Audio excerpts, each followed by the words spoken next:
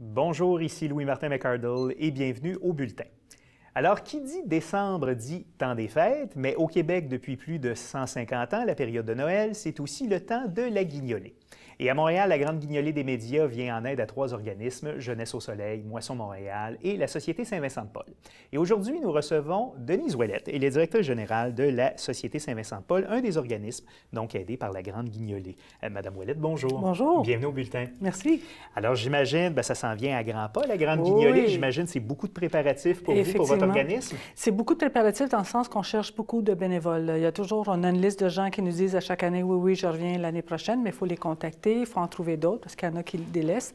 Fait qu'on est constamment à ça. On se prépare aussi pour les entrevues. On se prépare avec Moisson Montréal. On a un partenariat pour aller porter les denrées là pour que ça nous coûte le moins cher possible. Donc, on a tous ces préparatifs-là qui se font à partir du mois de juillet, mais les bénévoles, c'est vraiment depuis 2 semaines là, qu'on est vraiment à peupler les sites où est-ce qu'on peut aller porter de l'argent et les denrées. Et de combien de bénévoles avez-vous besoin? On a besoin à peu près de 130 pour la Société Saint-Vincent-de-Paul. Les autres, c'est à peu près 60. Et aussi, on a des bénévoles qui viennent de partenaires qui travaillent avec nous, là, via Capital. On sait que Provigo et d'autres organismes, la GA, viennent aussi meubler les sites. Les différents sites. Ça prend beaucoup de monde. Hein? Fait que c'est sûr que chaque organisme qui veut participer avec nous, on est toujours heureux qu'ils nous aident là. Et ça, on est toujours heureux de les recevoir. D'ailleurs, si des gens, des téléspectateurs qui nous écoutent, voudraient s'impliquer pour la Grande Guignolée, ils peuvent, j'imagine, vous contacter? Absolument. Vous pouvez nous contacter au 514-526-5937 au poste 6. Et c'est sûr qu'on retourne l'appel rapidement pour être sûr de vous avoir parmi nous. D'accord. Oui. Et donc, c'est une grosse machine, la Grande Guignolée. Mais ce n'est pas que la seule chose que fait la Société Saint-Vincent-de-Paul, parce que vous œuvrez à l'année longue. Absolument. Quelle est la mission de la Société Saint-Vincent-de-Paul? Je dirais que la mission principale, c'est vraiment un coup de pouce qu'on donne aux gens qui ont des problèmes temporairement au niveau de l'aide alimentaire, au niveau de la persévérance scolaire, et qui viennent à nous pour qu'on leur donne ce coup de pouce-là. Ça peut être avec un coupon qu'ils peuvent échanger dans les magasins ou ça peut être aussi avec carrément une épicerie qu'on leur donne la nourriture, qu'on leur donne sur place. Ça, c'est le volet qui est peut-être le plus important chez nous et qui est le plus connu et reconnu. On a 80 points de service un peu partout à Montréal, Laval et dans la MRC de l'Assomption. Depuis à peu près 20 ans, on commence aussi à faire ce qu'on appelle l'opération Bonne Mine, qui est aussi encourager les jeunes à la persévérance scolaire. Donc, on veut équiper les jeunes pour que quand ils rentrent à l'école, qu'ils ne soient pas dépourvus de cahiers, de crayons, de vêtements même, ou même de pouvoir participer à certaines activités à l'école. Parce que Dieu sait que ça coûte cher, Très la rentrée cher. pour les parents. Donc, l'été, hein, c'est une période où est-ce que les parents sont inquiets parce qu'ils se disent, est-ce que je vais pouvoir envoyer mon enfant à l'école? Donc, vous les aidez par de l'argent, par du matériel scolaire? Ça peut être tout ça. Okay. Ça peut être de ces deux façons-là. Et des fois, c'est des partenariats qu'on a avec certaines écoles où est-ce qu'on leur donne de l'argent à l'école pour qu'un enfant puisse s'inscrire à une activité parascolaire ou autre activité qui peuvent les aider à maintenir leur persévérance. Et l'autre chose qu'on fait aussi pour la persévérance, c'est qu'on reconnaît, on a un gala de reconnaissance pour la persévérance. C'est-à-dire qu'on reconnaît qu'il y a des jeunes qui ont fait l'effort de continuer, même s'ils étaient à risque de laisser l'école, mais qui ont fait l'effort de continuer. Fait que c'est les professeurs qui nous envoient des noms de jeunes, pas nécessairement qui sont les premiers de classe, mais qui ont persévéré. Puis nous, on leur donne une bourse à la fin de l'année pour leur dire bravo de persévérer, puis on t'encourage dans ce sens-là. Bien, c'est une très belle initiative. Et j'ai lu sur votre site Internet, c'est un volet de votre mission qu'on connaît moins. Vous travaillez aussi à la réinsertion au travail aussi. De quelle façon? Nous, on a un partenariat avec le Service correctionnel du Canada. Donc, on a un étage complètement dédié où est-ce qu'on nos bureaux principaux sont.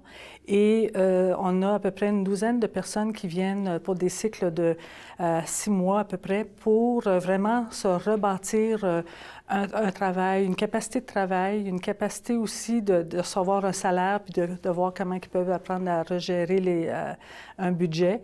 Et lorsqu'ils finissent avec nous, bien, ils ont des références. Ils ont été suivis par le service correctionnel, mais une fois qu'ils sont sortis, bien, ils ont quand même une expérience de travail qui peut être valable pour eux, les réinsérer dans la société. Donc, ce sont des gens qui purgent ou qui sont sur le point de terminer, dans le fond, de purger une prison dans un pénitentiaire fédéral. Oui.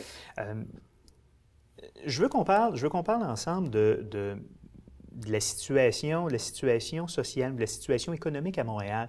Est-ce que vous constatez depuis les dernières années une aggravation de la situation? C'est-à-dire que les besoins de gens démunis sont de plus en plus grands ou qu'il y a de plus en plus de gens démunis qui font appel à vos services, que la demande est trop grande, que vous n'êtes pas en mesure d'aider tout le monde? Effectivement. La demande a grossi toujours d'année en année et ce n'est pas souvent des gens qui sont sur le bien-être social. On en a de ça aussi. On a des gens aussi qui sont retraités, qui ont de la misère à rejoindre les deux bouts, mais on a aussi des jeunes travailleurs qui gagnent le salaire minimum ou des jeunes couples ou des jeunes familles où est-ce que les deux travaillent et qui sont incapables de rejoindre les deux bouts avec leur salaire et qui viennent cogner à nos portes, soit pour la nourriture, mais aussi, une chose que je veux spécifier, c'est on fait de la vente de vêtements de seconde main, de meubles de seconde main, de la vaisselle, des chaudrons et des choses comme ça. Ça aussi, c'est un coup de pouce qu'on donne aux gens. C'est sûr que les profits vont pour acheter des denrées et d'autres services qu'on offre aussi.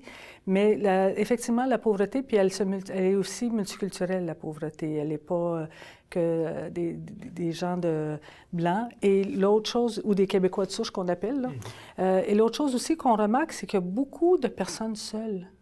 Nous, dans nos services, on peut aller jusqu'à 51 % de personnes qui viennent, qui sont seules.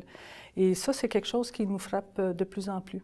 Et qu'est-ce que vous pourriez dire admettons, à un de nos téléspectateurs qui serait, disons, gêné de recourir à vos services ou qui n'ose pas faire la demande? J'imagine qu'évidemment, les gens que vous accueillez, les gens que vous aidez sont traités de façon très digne, là, bien évidemment. Oui. Il n'y a pas de honte, dans le fond, à aller chercher de l'aide pour ces gens-là. Hein? Parce que le temps qu'ils prennent à avoir peur de venir nous voir, c'est du temps où est-ce qu'ils perdent de l'énergie, qu'ils perdent l'intérêt à retrouver du travail, à réintégrer la société. Quand ils viennent nous voir, bien, au moins, ils savent que leur frigidaire est plein pour quelques semaines. Ils ont de la nourriture pour se débrouiller. Donc, ils peuvent mettre leur énergie ailleurs, que ce soit d'aller peut-être à une entrevue, se chercher, aller faire du porte-à-porte pour aller porter leur CV, faire des coups de téléphone. Parce que pendant qu'on a faim, c'est des choses auxquelles on n'a pas l'énergie pour faire, puis on s'enlise dans une espèce de perte d'estime de soi, de perte de confiance en la société, puis il y a de l'isolation qui s'en une empathie qui n'est pas volontaire, qui est juste la honte, la peur d'oser. Moi, je dis, ça prend beaucoup de courage d'aller dans une banque alimentaire parce que c'est comme accepter qu'on est en situation de pauvreté, mais une fois qu'on est là, je pense que ça peut juste aider. Oui, tout à fait. Donc, deux choses en terminant. On rappelle la date de la Grande Guignolée cette année. C'est quelle date? C'est le 3. Le 3 décembre. Le 3 décembre. Jeudi le 3 décembre. Voilà. Vous avez un site Internet aussi qui est... c'est la Grande Guignolée des médias.com. Excusez-moi. Et là-dessus, il y a entre autres tous les points de dépôt la journée. Et ce n'est pas que le jeudi de la Grande Guignolée. Non. C'est jusqu'au 23-24 décembre. 24 décembre. Et vous pouvez faire des dons en ligne aussi. Donc, des dons en ligne aussi possibles sur le site de la Grande Guignolée. Et il y a aussi un numéro de téléphone que je vais vous donner, mesdames et messieurs. Si vous voulez faire un don à la Grande Guignolée des médias, vous pouvez composer le 1-866-908-9090. Alors, Denise Ouellette, bien, écoutez, la meilleure des chances pour la Grande Guignolée. Et puis, je suis convaincu que les Montréalais, les Québécois seront encore une fois très généreux. Absolument. On est très confiants. Merci. Merci. Selon différentes études, près de 1,5 million de Québécois vivent sous le seuil de la pauvreté. Celui-ci correspond à un revenu mensuel de 16 000 $ pour une personne seule et de 32 000 pour une famille de 4 membres. 350 000 personnes ont recours chaque mois aux organismes de bienfaisance pour se nourrir. Grâce à la générosité des Québécois, la Grande Guignolée des médias a récolté près de 25 millions de dollars et des milliers de kilos de denrées depuis 2001, et ce, partout au Québec.